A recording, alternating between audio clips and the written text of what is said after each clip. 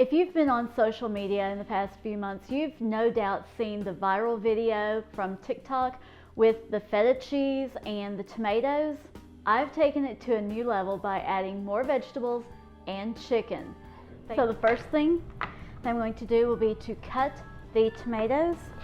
I'm going to try a trick that I saw and it looked really easy and quick.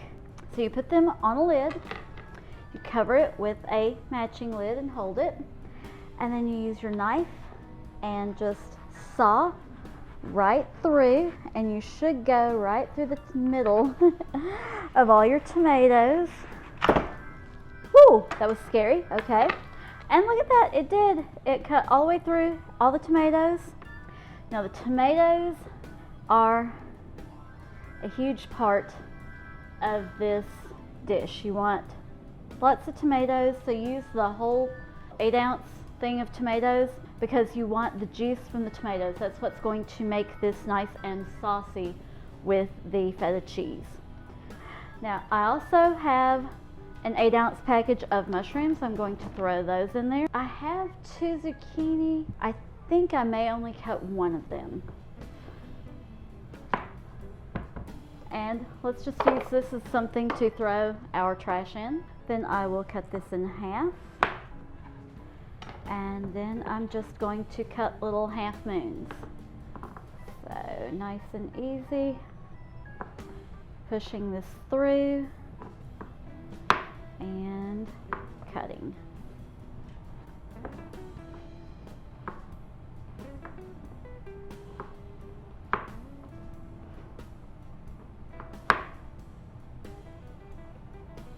And the last 2 very carefully. All right,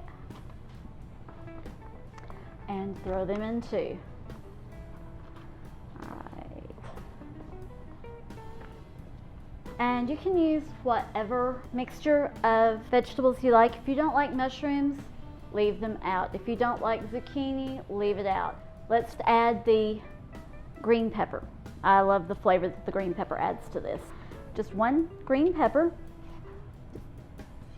If you prefer a red or yellow, that would be really pretty in this too. Add some extra color to it. A colorful dish is always a good thing. And I'm just going to cut some rather wide strips and then chunks. So nice big dice. Okay, cut the other pieces the same way.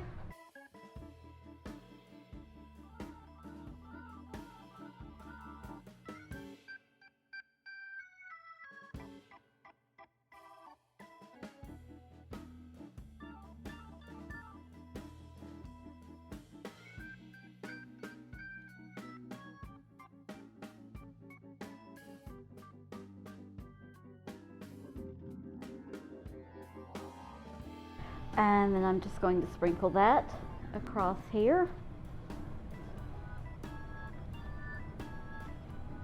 And now I have a red onion that I'm only going to use maybe 1/4 of it, a half at the most. I don't want it to have a really strong onion flavor, but I definitely want there to be some onion in it.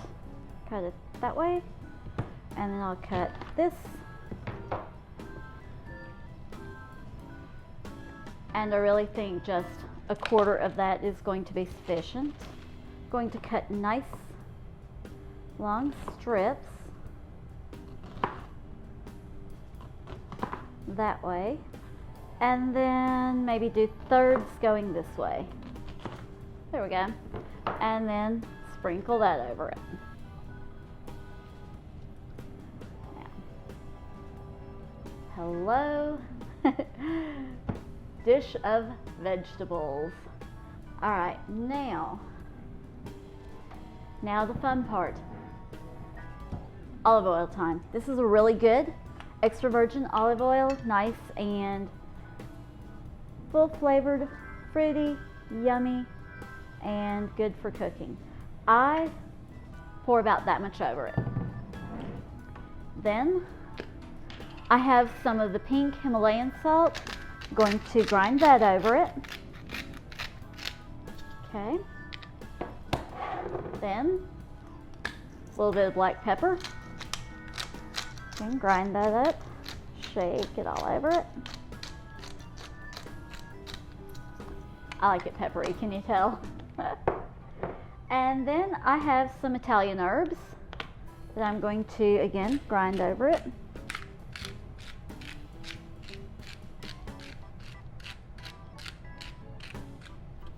Okay. And then I have a little bit of truffle salt. I'm going to just sprinkle some out into my hand, just about that much. That's close to half a teaspoon. And I'm going to sprinkle that over it. And because this is the way I do it, in with the hands and mix it up. Okay. Okay, now I'm going to leave a hole here in the middle. And now that I've washed my hands, they're nice and clean, I'm going to add an 8-ounce chunk of feta cheese right in the middle. And I'm going to add some chicken. These are just some chicken tenderloins, cut nice and small. Let me rinse these before we put them in there. I'm going to start with 6 and then we'll see if we need more. Okay, so they're rinsed, they've drained, and I'm just going to place the chicken on top of the vegetables and around the feta cheese and let it cook that way. And then the flavors will blend and meld together, and the chicken and the vegetables will flavor each other, and they will be incredible. And here's the last one. I have the oven preheating to 375, and I'll put it in and cook everything at 375 for about 30 to 35 minutes. Then I'll pull it out, I'll add some spinach to it, put it back in, let it cook for another 10 to 15 minutes. Let's now season the feta and the chicken. So I'm going to put just a little bit of olive oil on the feta cheese because you want to flavor it too. And then just a little bit on each piece of chicken. Not a lot. Here we go. All right. And then again with a little sprinkle of the Himalayan salt, a little bit of pepper. Let's get some pepper on there. Okay, let's get everybody nice and tasty. Just a little bit of Italian seasonings. And this is one of the reasons I didn't go real crazy when I was seasoning the vegetables, because I knew I was going to do another layer over the top and that some of that would end up on the vegetables too. So here is all of this.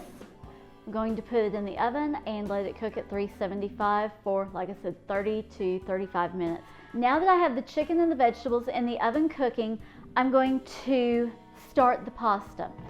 I've got this nice big pot, about half full of water. I'm going to add a liberal amount of salt to it, bring that to a boil, and then put in about 2/3 of this box, because while I want pasta, I don't want an overabundance of pasta.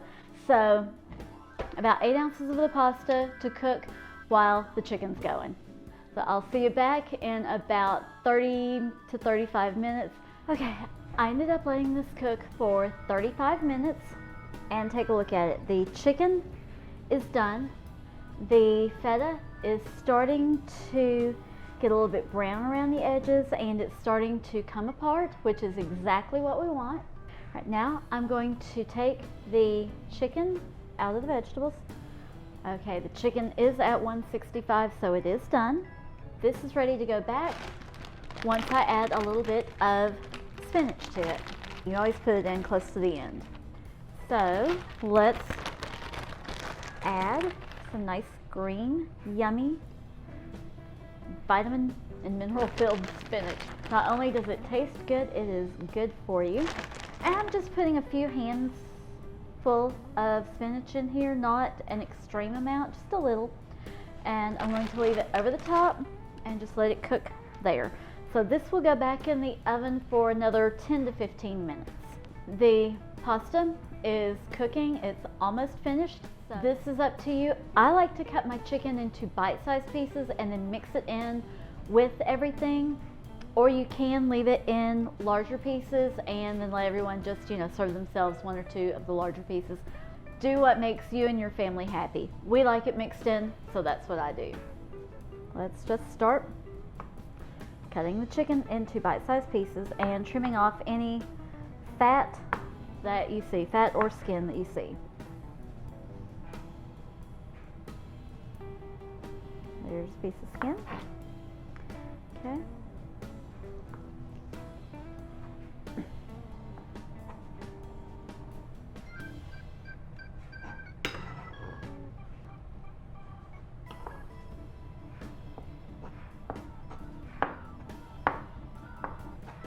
Okay.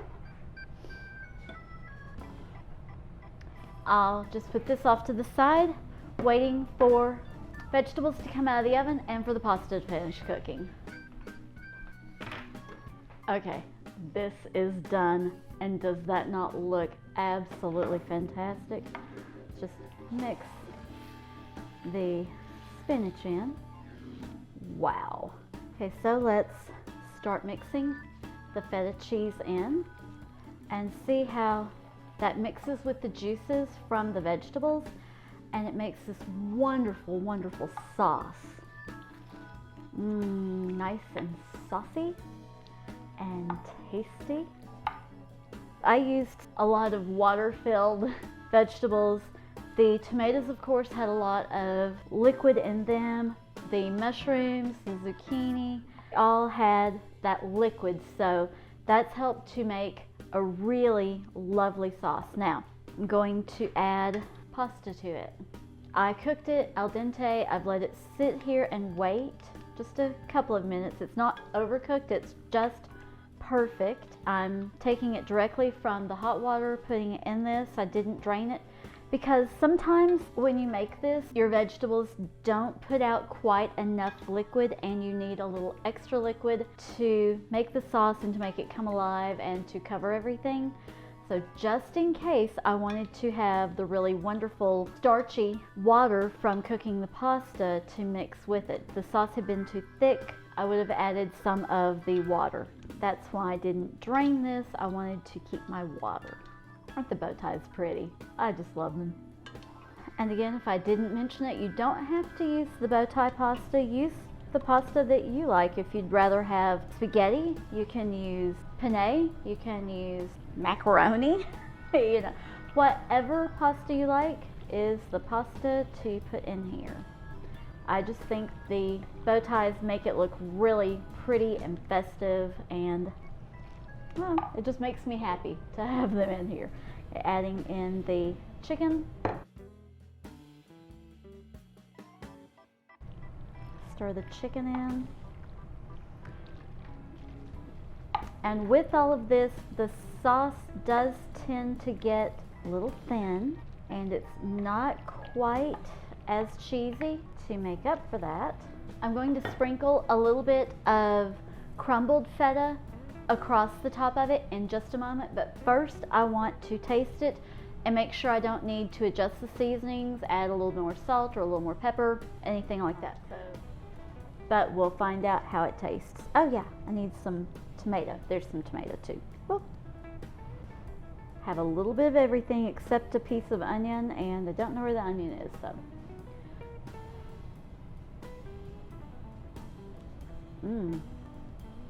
I think it's perfect. And really, I don't even think it needs any extra feta cheese over the top.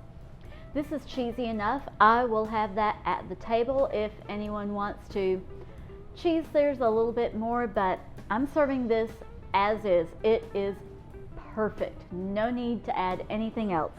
As always, the full recipe is in the description box below the video. Be sure and give it a big thumbs up if you enjoyed watching. If you haven't already, please do subscribe. Hit the notification bell so that you can find out every time I upload a new video to YouTube. Thanks for watching. God bless.